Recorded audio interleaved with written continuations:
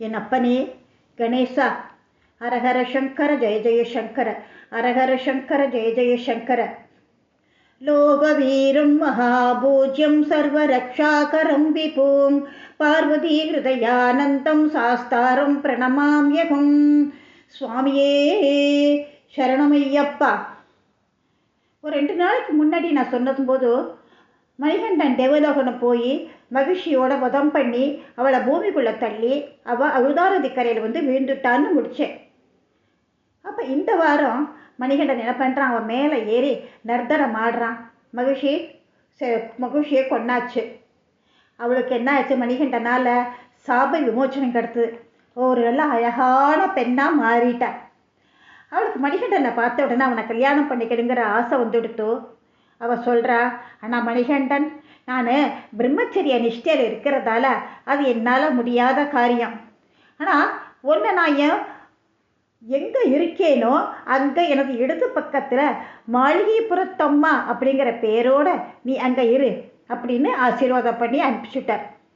மகிழ்ச்சியோட கொடுமையெல்லாம் தீர்ந்து போயிடுத்து. தேவர்கள்லாம் மணிகண்டனுக்கு பூமாரி பொழியறான். மணிகண்டனுக்கு ஒரு காரியம் பாக்கி இருக்கே, அம்மாவுக்கு புலிப்பால் கொண்டு போகணுமே, உடனே கிளம்பணும். இந்திரன் புலியாக மாறினார். அது மேலே மணிகண்டன் ஏறி உட்கார்ந்தான்.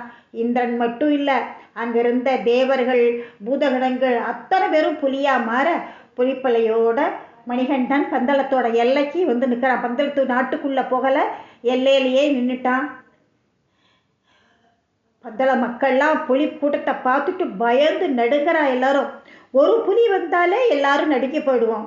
ஆயிரக்கணக்கான புலி கூட்டம் பயந்து எல்லாரும் அப்படியே ஒழுங்கிறா போயிட்டு. அதில் ஒரு சிலர் ஓடி போய் ராஜா கிட்ட சொல்கிறா.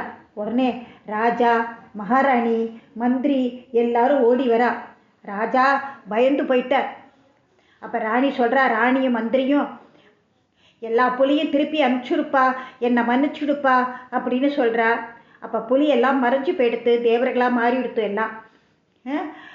அப்போ புலிகள் மறைஞ்சு போனதுக்கப்புறம் மணிகண்டன் சொல்கிறான், அம்மா இதில் மன்னிக்க வேண்டிய விஷயம் என்ன இருக்குது, எல்லாம் லீலைகள். நான் எதுக்கு பிறந்தேனோ அந்த வேலை முடிஞ்சு போச்சு. இனி நான் உங்களோட மணிகண்டன் இல்லைம்மா அப்படின்னு சொல்லிட்டு மறைஞ்சு போயிட்டார். மன்னர் பதர்றார். நான் வளர்த்த குழந்தை எப்படி என்னை விட்டுட்டு போக முடியும், அதெல்லாம் கூடாதுன்னு கதர்றார் அப்படியே. ஆனாக்க தேவர்கள், நாரதர், அகஸ்தியர் எல்லாருமா அவருக்கு மணிகண்டனோட அவதார மகிமையை எடுத்து சொல்கிறா. அப்போ அவர் கொஞ்சம் சமாதானம் ஆறார். நான் மணிகண்டனுக்கு கோவில் கட்டணும், எங்கே கட்டட்டும் அப்படின்னு கேட்க மணிகண்டன் அசிரியாக சொல்கிறார், நான் ஒரு அம்பு போடுறேன், அந்த அம்பு எங்கே போய் விழறதோ அங்கே எனக்கு 18 படிகள் கொண்ட கிழக்கு பக்கமாக பார்த்த ஒரு கோவில் கட்டு, நான் அங்கே இருந்து எல்லாரையும் ரட்சிக்கிறேன். அது மட்டும் இல்லை, எனக்கு பக்கத்தில் மாளிகைப்புறத்து அம்மனுக்கும் ஒரு கோவில் கட்டு அப்படின்னு அசிரிரி ஒழிச்சுது. அதுபடியே மணிகண்டன் அம்பு போட்டான்.